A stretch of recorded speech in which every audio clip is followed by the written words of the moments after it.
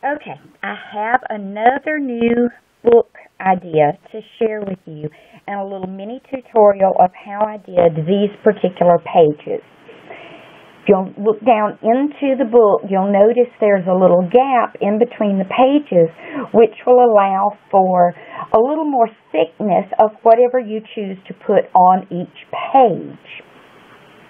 I haven't decided what I was going to do for the closure of this book yet, so right now I was just holding it closed with these cute little plastic clippies that I found at Walmart. And they come in, I think there's 3 or 4 different colors in the little package, so I just used these two to keep the book closed until I could show you what I was doing with it. So this is the basic wrapped cover, just like I've shown before. Only it opens more in the, I guess similar to a gatefold, so more in the center. It opens up like this, and in the not really middle, but in the spine of the book, there is a series of mini file folders that are what make the pages, but it's the way that I have scored them to help create the spine and what gives you that little bit of thickness that you can put on the pages. So this book will be perfect for adding the little page protector pockets to each page, or you can just simply trim pattern paper to fit, add your photos, and it's just the uniqueness of having the little file folder look to it. And the fact that each one makes a page, you've also got a nice solid back cover, and then you could also put little pockets on the front covers because I allowed in the measurements enough room for that. So I wanted to show you how I did the file folders in order to give them that little extra room there. Let me get that put back together. Okay, get the scoreboard out. This is my new favorite tool. Here is one of my file folder die cuts. I just drew a pencil line down the center so that you could see. It actually gives a very, very faint scored line in the center. But what I wanted to do was be able to turn it into, get my phone folder, a gusseted file folder.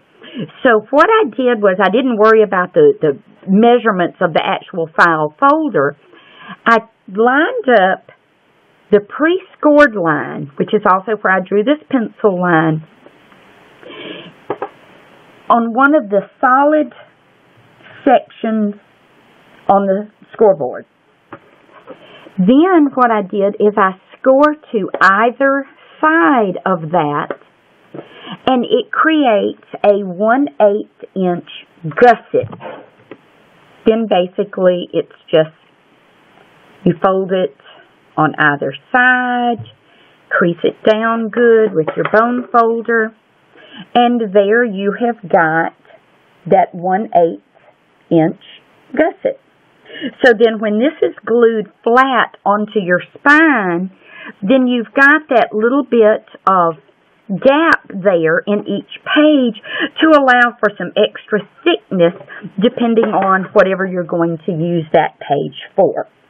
And then I just stacked up 3 of them because 3 folded like this made a 6-page book, and I thought that was good enough for what I was working on at the time. But that's how simple that is from just a little miniature file folder die cut. I have a little larger file folder die cut, but it just makes the one side. This actually does the whole file folder with the little tab. I have one that has the top tab, the bottom tab, and the middle tab. This one is a physics die. I think it's file folder number 2, and it just does just the one side. So what I did was I folded my piece of paper, but I didn't really crease and score it.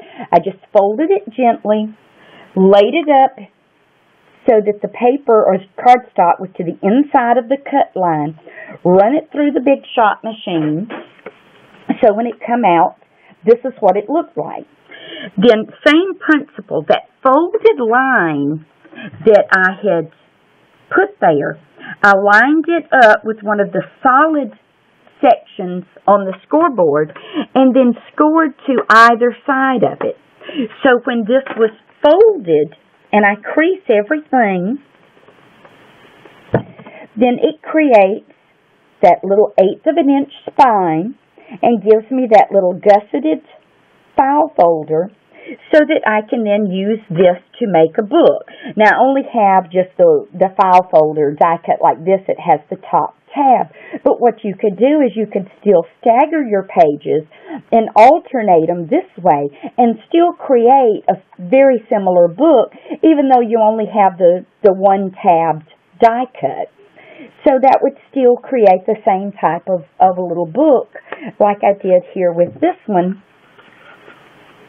And see, I've got the top tab and then the center tab and then the bottom tab, which I could have very easily done with this same die cut and just reversed, the pages and not even had to worry whether I had the center tab or not. But that was just another idea for using die cuts and creating a new kind of book. Thanks.